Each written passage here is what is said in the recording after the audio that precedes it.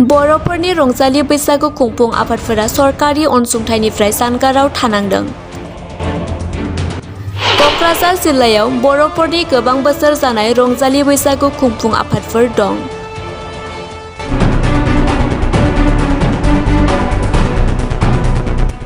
नाथाय आसाम सरकारनिफ्राय बैसागु फोरबो फालिनायनि मुङाव हरनाय 1,50,000 रांखान्थि अनसुंथाइनिफ्राय जानगाराव थानांदों।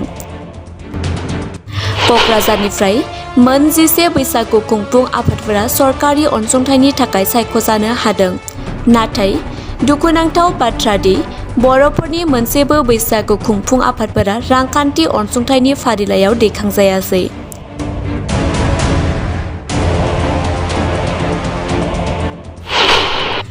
बे आयदानि सायाव क'क्राझार जिल्ला दुलाराय बर' हारिमु आफादा दुखु फोरमायदों। खुलुमबाय।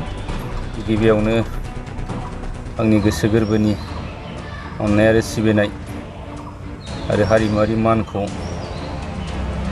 जे मिडिया नोंथांमोननिसिम बावहरग्रोनाय जाहैबाय आरो गासै बड'लेण्डबासि नोगोरारि रायजो राजा हारिमु मोजां मोनग्रा आइ आफा बिदा फंबायफोरनिसिमबो आङो रंजालि बैसागु फोरबोनि गाहाम हामलायनायखौ बावहरग्रोबाय। जे जोङो बोसोरनैसो रंजालि बैसागुखौ जोङो मोजाङै मोजां खुंफुंलांनो हायाखै। जोंनि ओनसोलावल' नङा सारा आसामावनो रंजालि बैसागुखौ जे कभिड-19 जे महामारिनि थाखाय जोङो खुंबोनो हायाखै। नाथाय जोङो देग्लाय जे कभिड-19 जे महामारि बेमारा जोंनिफ्राय गैया जालांनायखाय जोङो देग्लाय गोबां जायगायावनो जे रंजालि बैसागु फोरबोखौ मोजाङै मोजां खुंफुंनो थाखाय साखाफारा जानायखौ नुनो मोनदों। आरो जोंबो दिनै क'क्राझार जिल्ला दुलाराय बर' हारिमु आफादाबो देग्लाय बैसागु फोरबोखौ जे रंजा बाजायै खुंनो थाखाय जोंबो थागथियारि खालामनाय जादों। आरो मोनसे खोथाखौ आङो दिनै नोंथांमोननि चेनेलनि गेजेरजों बुंफोरनानै होनो लुगैदों जे देग्लाय बोसोराव आसाम सरकारनिफ्राय सारा आसामाव बैसागु आरो बिहु जे खुंफुंग्रा आफादफोरनो जे आसाम सरकारा 1,50,000 रां अनसुंथाइ होगोन होननानै मानगोनां आसामनि गिबि मन्थ्रि मुस्रि हेमन्त बिश्व शर्मा बिथाङा फोसावदों। आरो बे फोसावनाय बायदियैनो सारा आसामनि बैसागु फालिग्रा आफाद एबा बिहु खुंग्रा आफादफ्रा जे बे रां अनसुंथाइखौ मोनगोन होननानै नेनानै दंमोन। नाथाय दिनै जोंनि क'क्राझार जिल्लायाव जेबायदि जोङो नुनो मोनदों, जेबायदि मानगोनां चिफ मिनिस्टार बिथाङा फोसावदोंमोन बेबायदिनो जोङो मिजिंथिदोंमोन। नाथाय जोंनि क'क्राझार जिल्ला खुंथाइया जों मिथिस्लाबै एबा क'क्राझारनि नोगोरारिफ्रा जे बैसागु खुंग्रा एबा बिहु खुंग्रा आफादफ्रा मिथिस्लाबै बिथांमोनहा थांनाय फेब्रुवारि दाननि 6 अक्ट'आवनो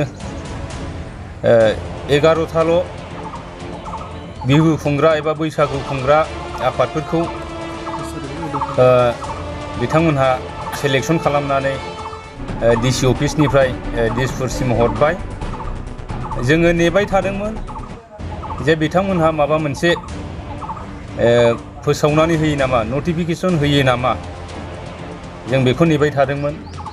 नाथाय दिनै जोंनाव दुलाराय बर' हारिमु आफाद हिसाबै जोंखौ सोंहरबाय थादों गोबां बर'नि बैसागु फोरबो खुंग्रा आफादफ्रा जे चिफ मिनिस्टारनि फोसावनाय बायदि 1,50,000 रां अनसुंथाइ बैसागु खुंग्रा आफादा मोनो होननाया माबोरै जाखो, माबोरै मोनगोन, बेखौ जोंनिसिम सोंहरबाय थानायाव जोङो साननैसो सिगां डिसि अफिस आरो सार्केल अफिसाव जोङो मानसि फाथायनानै जोङो खबर लाहोदों आरो बे खबर लानायनि उनावसो जों मिथिनो मोनबाय जे बिथांमोनहा अलरेडि 6 फेब्रुवारि खालिनो लिस्टखौ बानायनानै हरदों आरो दा बे लिस्टआव जों नुनो मोनदों जोंनि बर'नि जे रंजालि बैसागु फोरबो फालिग्रा आफादफोरनि मोनसेबो मुं गैया। नाथाय जोङो बेयावनो दुखु मोननानै जोङो दिनै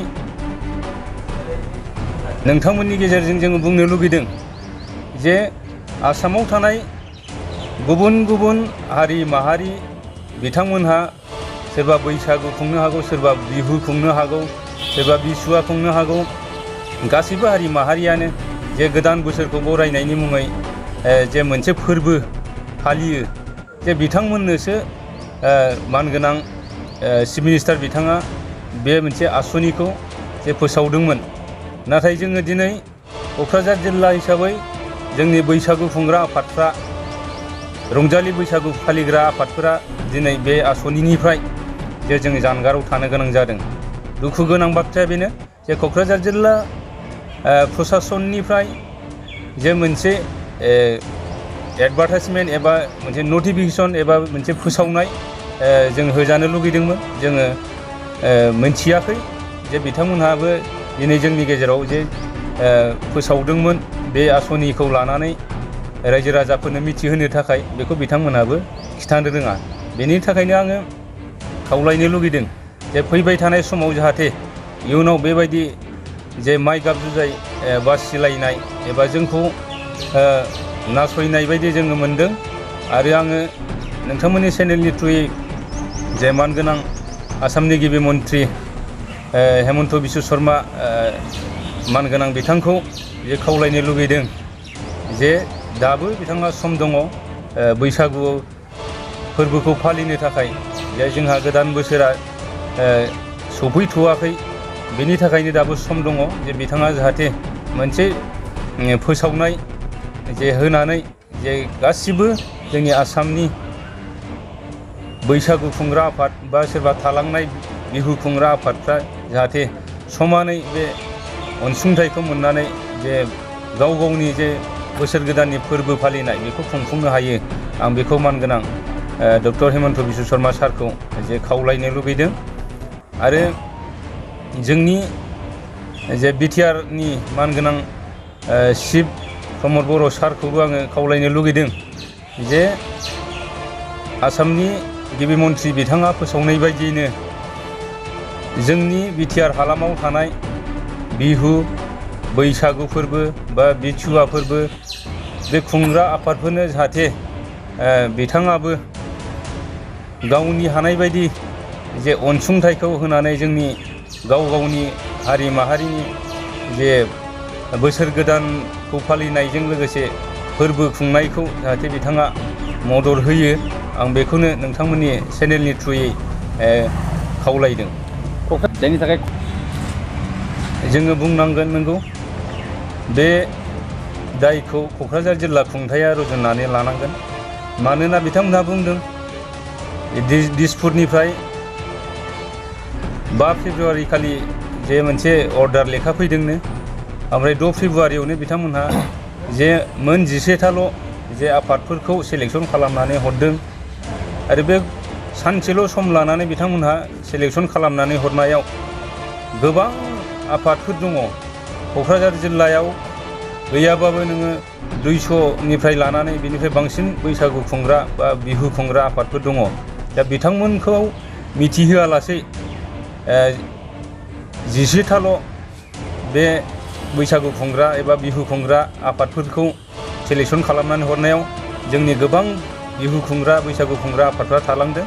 आरो बिसेसकै जोंनि बर'नि बैसागु फोरबो खुंग्रा आफादफ्रा मोनसेबो बे बिथांमोन हरनाय लिस्टआव गाखोआखै। बेनिखायनो जों दिनै जिल्ला खुंथायनिसिम जोङो गोथौयै दुखु मोननाय फोरमायदों। आरो जाहाथे बिथांमोनहा बेफोरबायदि माइ गाब जुजाय जोंनि गेजेराव बासिनानै जे खामानिखौ मावा इयुनाव। आरो बिथांमोनहा दाबो सम दङ। बिथांमोनहा हायोब्ला जाय जाय खुंग्रा आफादफ्रा बैसागु खुंग्रा आफादफ्रा गावसिनि क्राइटेरिया मथे गावसिनि नेमखान्थि मथे बे मानगोनां चिफ मिनिस्टार बिथाङा फोसावनाय जे आसनि 1,50,000 रां बे बैसागु फोरबो एबा बिहु खुंग्रा आफादफोरनो होनाय जे मोनसे आसनिखौ मोननो थाखाय जे बिथांमोनहा दाबो खामानि मावनांगौ आं बेखौ खावलायनो लुबैदों। बिथांमोनहा दाबो सम दङ, बैसागुआ फैथ'वाखै, बेनि थाखायनो बिथांमोनहा बेखौ मोनहोनो थाखाय खामानि मावनांगौ। बेनि थाखाय आं दिनै नोंथांमोननि चेनेलनि थ्रुयै जिल्ला खुंथायखौ खावलायदों।